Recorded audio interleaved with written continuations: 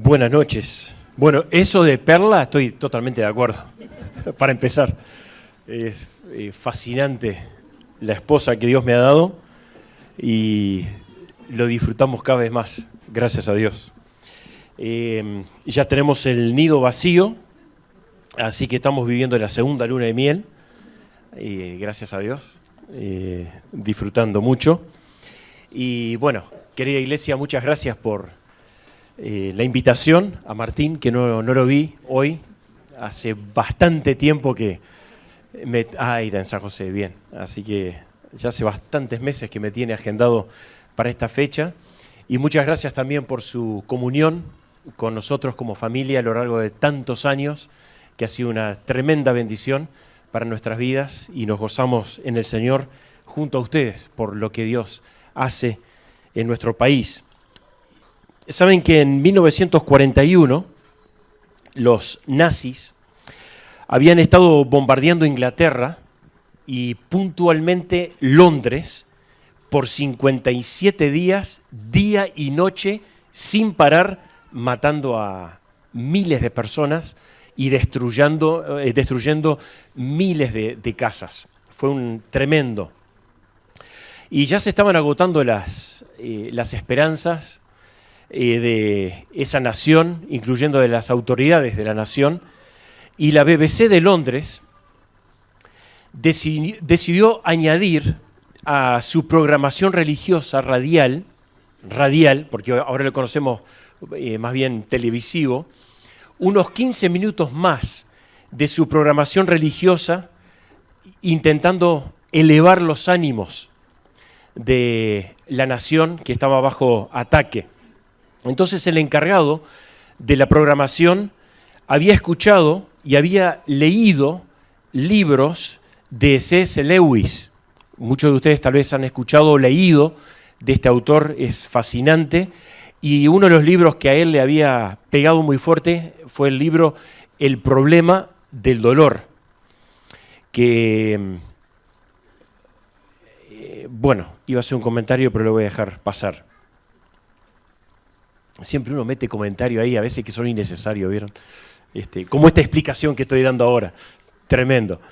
Pero bueno, saben que lo decide llamar tras haber leído ese libro y que él compartiera cositas, perlas acerca de la fe y algunas cosas que él mismo había escrito, y no solamente en ese libro, sino otras, en esos segmentos de 15 minutos. Entonces, para hacer un poco la historia corta, pues muy rica, lo pueden leer en Mero Cristianismo, algunas de estas cosas que estoy comentando. Los temas incluían moralidad sexual, sobre el perdón, la fe, pero había allí un título de uno de los temas que él iba a estar tratando, que definitivamente llevó mucho más tiempo de lo que él se había imaginado por la respuesta que hubo, que le había puesto el gran pecado. Entonces, él cita en Mero Cristianismo, hay un vicio del cual ningún hombre es libre, incluyéndome a mí, quien está hablando en esta noche, del cual todos detestamos cuando lo vemos en otros y del cual poco vemos en nosotros mismos. No hay falta que haga a una persona más impopular y no hay falta que menos veamos de nosotros mismos, y cuanto más lo tengamos nosotros, más nos desagrada de otros. Me encanta cómo escribe.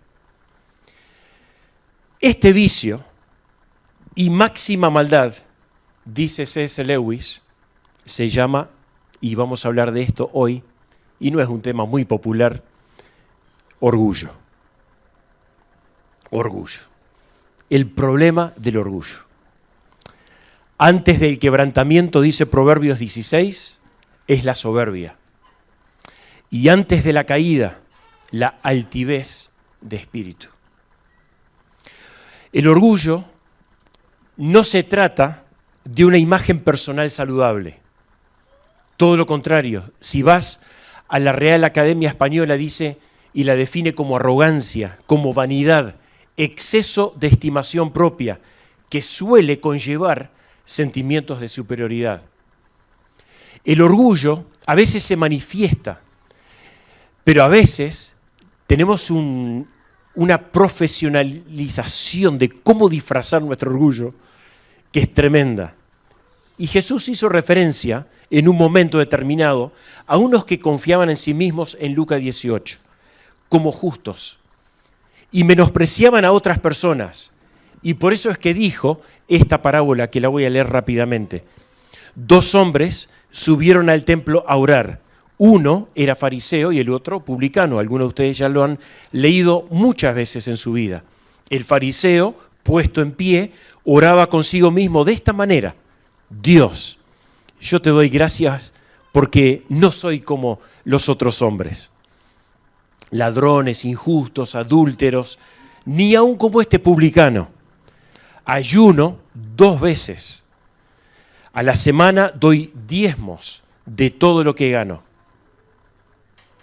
Mas el publicano, estando lejos, no quería ni aún alzar los ojos al cielo, sino que se golpeaba el pecho diciendo: Dios, sé propicio de mí, pecador.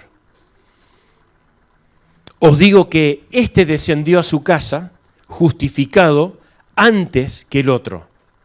Y miren lo que dice Jesús: porque cualquiera que se enaltece será humillado, y el que se humilla será enaltecido.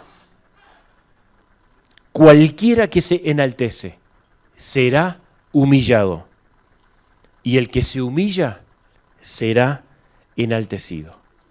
El orgullo es una actitud de independencia de Dios, un espíritu de ingratitud a Dios, estimarse mejor, inclusive no necesitar de Dios, pero también mayor que otros, que involucra esto al prójimo. Algunos indicadores de una persona orgullosa.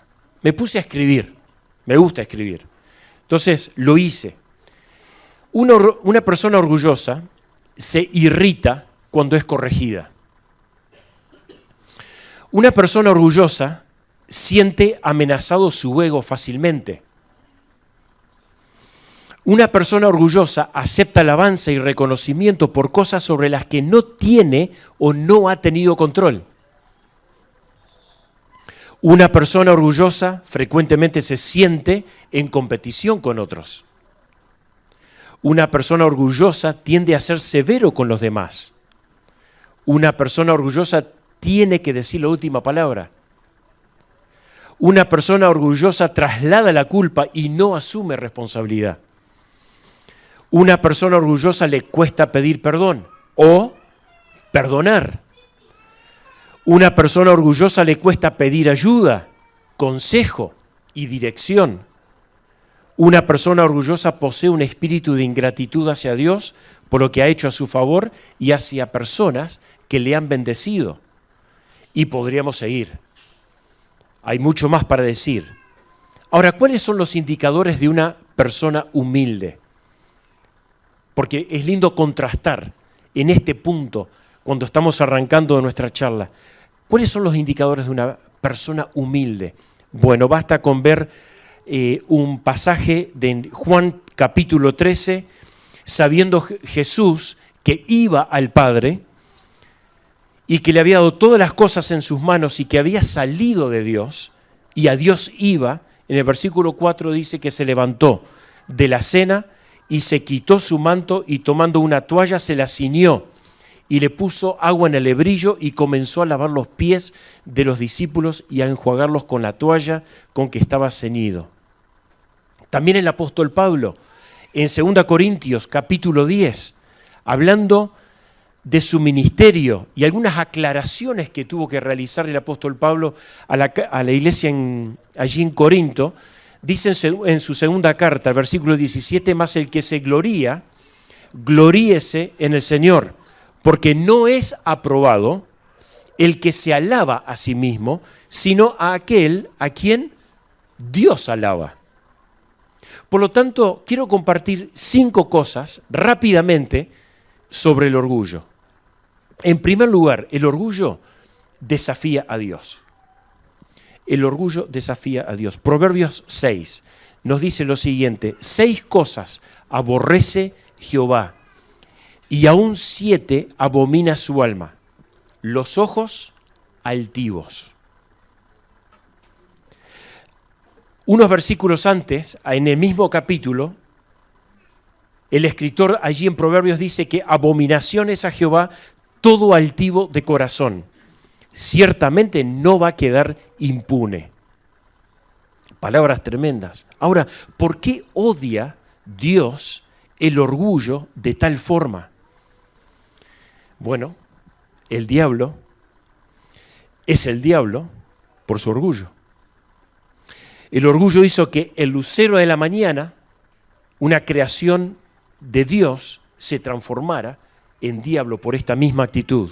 Tú que decías en tu corazón, conocemos ese texto de Isaías 14, el lucero de la mañana, subiré al cielo, en lo alto, junto a las estrellas de Dios, levantaré mi trono y en el monte del testimonio me sentaré, a los lados del norte, sobre las alturas de las nubes subiré y seré semejante al Altísimo, mas tú, derribado, eres hasta el Seol, le dice Dios, a los lados del abismo. Lo mismo en Ezequiel 28, se enalteció tu corazón a causa de tu hermosura, corrompiste tu sabiduría a causa de tu esplendor y yo te voy a arrojar por tierra.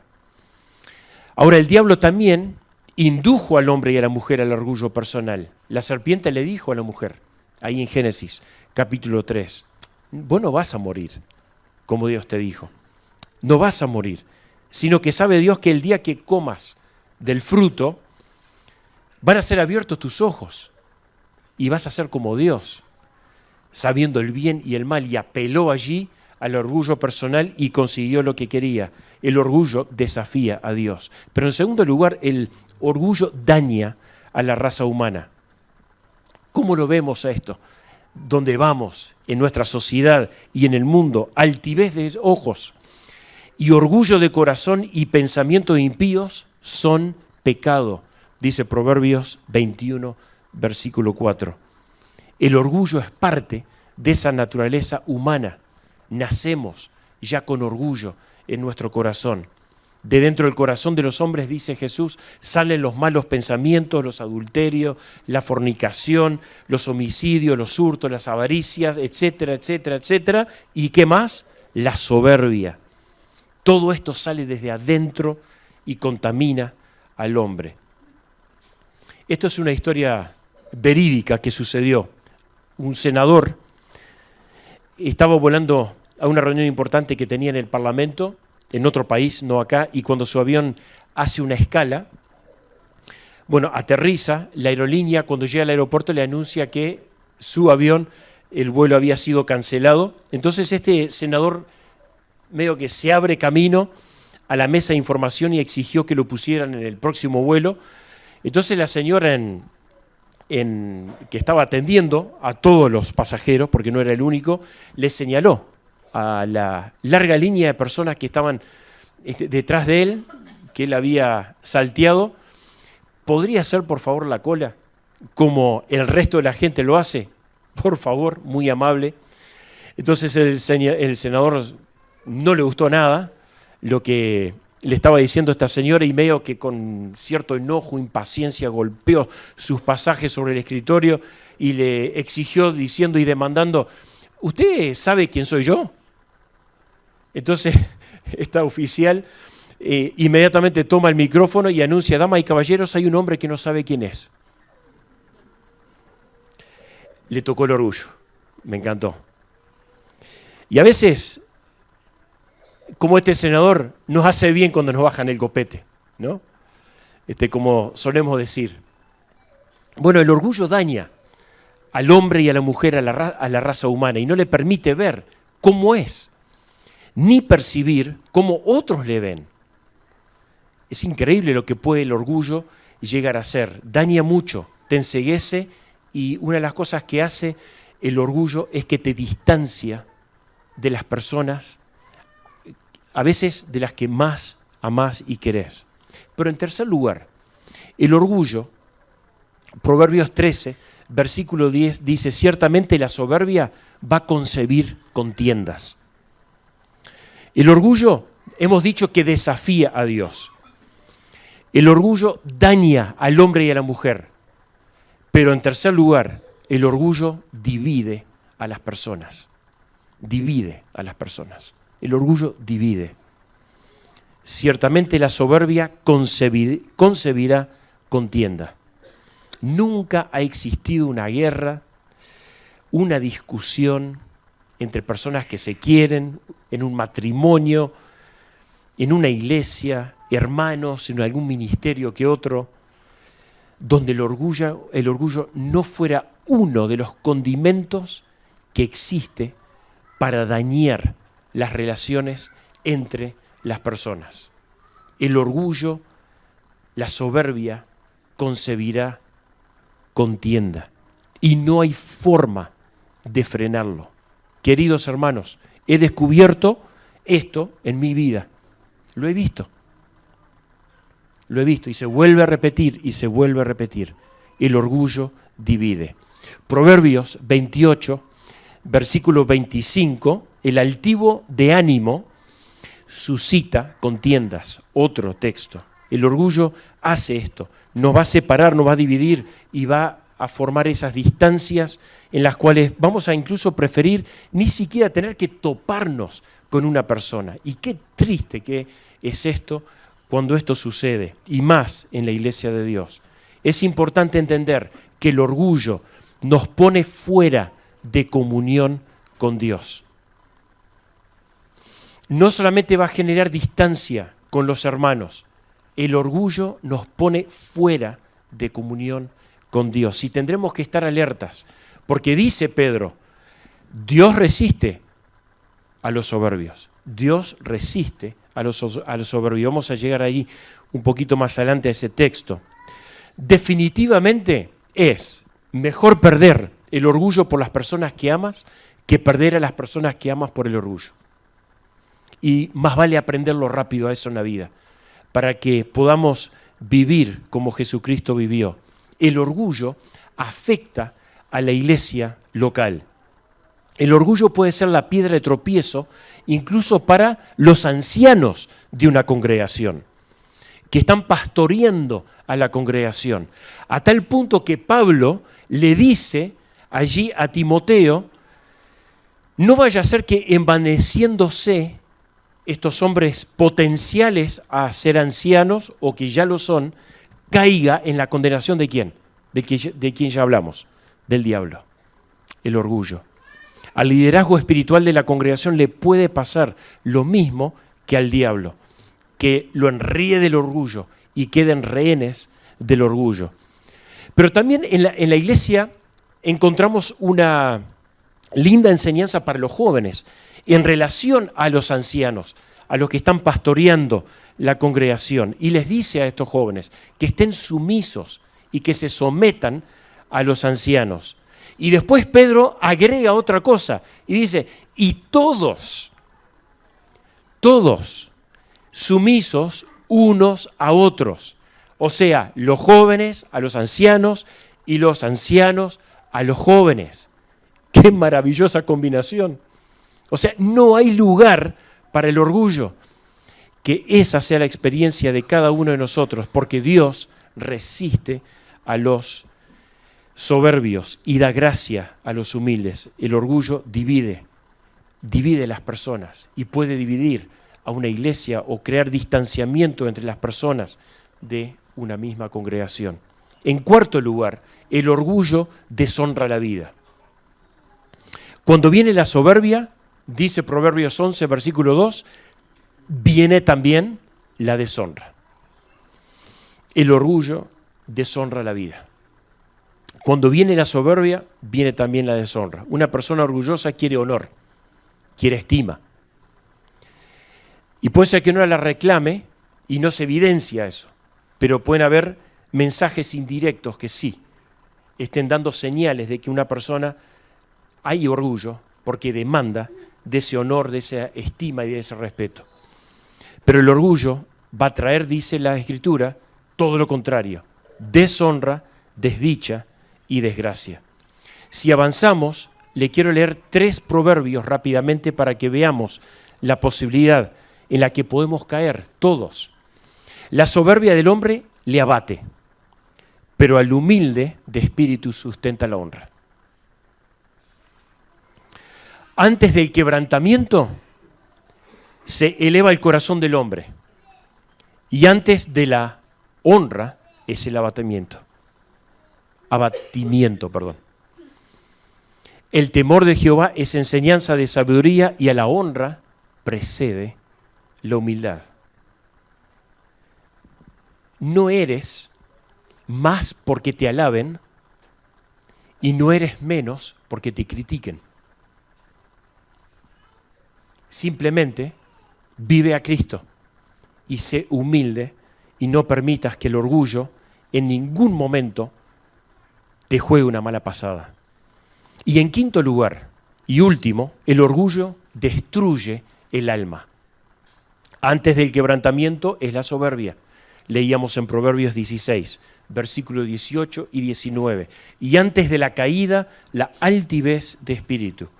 Mejor es humillar el espíritu con los humildes que repartir despojos con los soberbios. El espíritu humano y su alma es despedazada por el orgullo, queridos. A todo nivel de nuestra sociedad lo observamos, y también pasa y puede pasar en nuestra familia, en nuestro matrimonio o en la iglesia donde asistimos. Cuando el orgullo de alguien le dicta que tiene todo para ganar, en algún momento va a ser sorprendido por la derrota y por la decepción, porque el orgullo destruye el alma. Lo vemos a nivel nacional, a nivel de las naciones en el mundo, a tal punto que Dios a Israel en un momento determinado le dijo: si se humillare mi pueblo, todo lo bueno podría venir, pero si se humillare mi pueblo, sobre el cual mi nombre es invocado, y oraren, busquen mi rostro, dice Dios. Conviértanse de sus caminos, no permitan que el orgullo haga esas huellas en su vida y los destruya y destruya a otros. Y yo les voy a perdonar y también los voy a sanar, dice Dios. Es una promesa. Ruina en todo aspecto. A nivel emocional, lo vemos a nivel doméstico, en matrimonios que no quieren perdonarse, hijos rebeldes que se enojan con papá y mamá y que se enojan con Dios. Tantas cosas tan tristes pasan cuando el orgullo gana lugar, destroza. Habría tanto más para decir de estas realidades que golpean, pero quiero ser breve en esta noche. Y quisiera hacernos reflexionar sobre la necesidad de Dios en cuanto a este tema tan importante. Porque no hay nadie tan malo que no pueda arrepentirse. Y apelo a que hoy delante de Dios realmente vengas con un corazón arrepentido. Si el orgullo ha sido un factor determinante para que algunas cosas que te están sucediendo en tu vida, en lo más íntimo y tal vez en relación a otros, lo puedas llevar ante Dios, ante el trono de la gracia, porque allí hallarás un Dios bondadoso que está dispuesto a perdonar. No hay nadie tan malo que no pueda arrepentirse. Y un rico, poderoso, despiadado, pero tremenda influencia, como Nabucodonosor, era muy orgulloso. Era un rey altivo, soberbio. No había nadie que le pudiera bajar el copete, pero Dios lo hizo. Y las palabras de él, después, para no leer el pasaje, que son pocos versículos, en Daniel capítulo 4, las palabras finales de Nabucodonosor dicen lo siguiente: Dios puede humillar a los que andan con soberbia. Dios permitió que algunas cosas sucedieran en los versículos anteriores, en el contexto, que ustedes lo pueden leer, para darse cuenta del punto que llegó este rey, que era imposible de tratar. Era imposible, era despiadado. Es más, la historia, por fuera de las Escrituras, dice que este rey era muy cruel, era despiadado. Pero esas palabras finales, Dios puede humillar a los que andan con soberbia, las pudo decir porque Dios tuvo que tratar con él. Y bueno, tal vez Dios está tratando contigo también en algún aspecto de tu vida donde hay orgullo.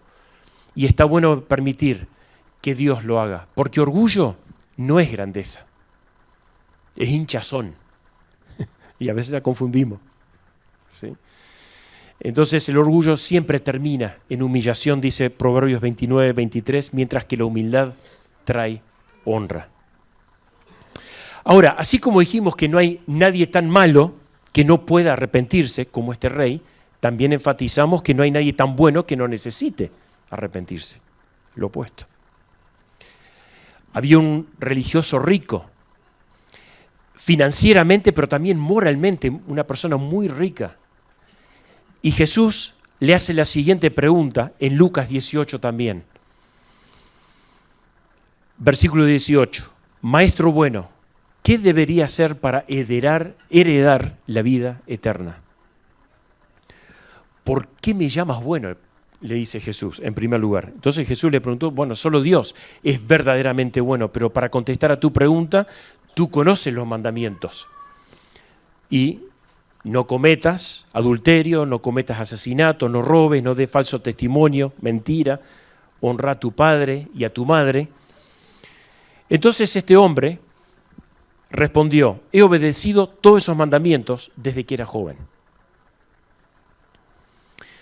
Cuando Jesús oyó la respuesta, dice lo siguiente, hay una cosa que todavía no has hecho. Vende todas tus posesiones, entrega el dinero a los pobres y tendrás tesoro en el cielo. Después ven y sígueme. Cuando el hombre oyó esto, se puso triste porque era muy rico y Jesús lo vio. ¿Y saben lo que dijo? Qué difícil es para los ricos entrar en el reino de Dios. De hecho, es más fácil que un camello pase por el ojo de una aguja que un rico entre en el reino de Dios. Y los que oyeron esto dijeron, ¿quién podrá ser salvo? Entonces Jesús contestó, lo que es imposible para los seres humanos es posible para Dios. En otra oportunidad Jesús llama a un niño y lo puso en medio de las personas que estaban y les dijo, les digo la verdad, a menos que se aparten de sus pecados y se vuelvan como estos niños, nunca van a poder entrar en el reino de los cielos. Así que el que se vuelva tan humilde como este pequeño es el más importante en el reino de Dios. Por eso es que Jesús dijo, bienaventurados los pobres de espíritu, porque de ellos es el reino de los cielos. Jesús en ningún momento enseñó que la humildad no es pensar, o sea, que la humildad es pensar menos de ti mismo. Jesús no está hablando de eso. Es pensar menos en ti mismo. Jesús va directo al corazón, a donde está la mayor y la mayúscula necesidad del hombre y de la mujer. Esa de reconocer de quién es Dios y reconocer quién es uno y humillarse, arrepentirse y acercarse a Dios.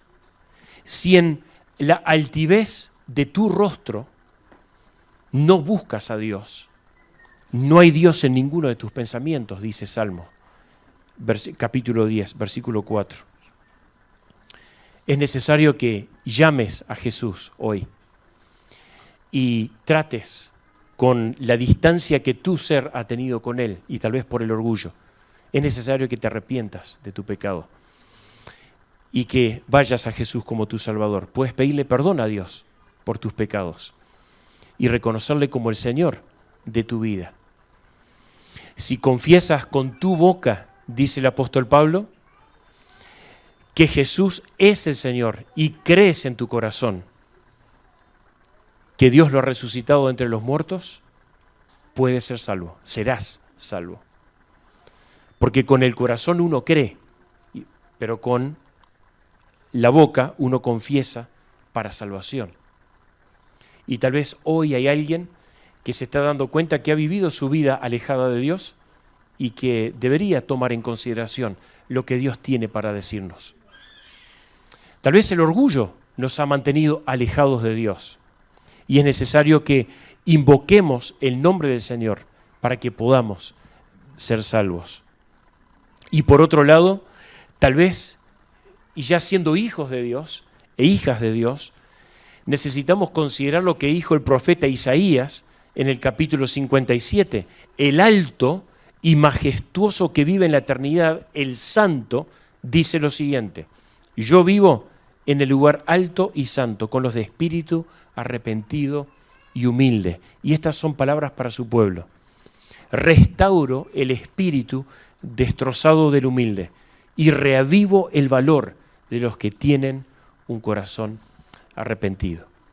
Queridos, que así sea, tanto para salvación como también consagración, que podamos vivir a Cristo entendiendo que de Él va a surgir toda la humildad que necesitamos contra ese orgullo que salta y nos hace tanto daño y daña a otros. Terminemos orando en esta noche y pidiéndole a Dios que bendiga su palabra.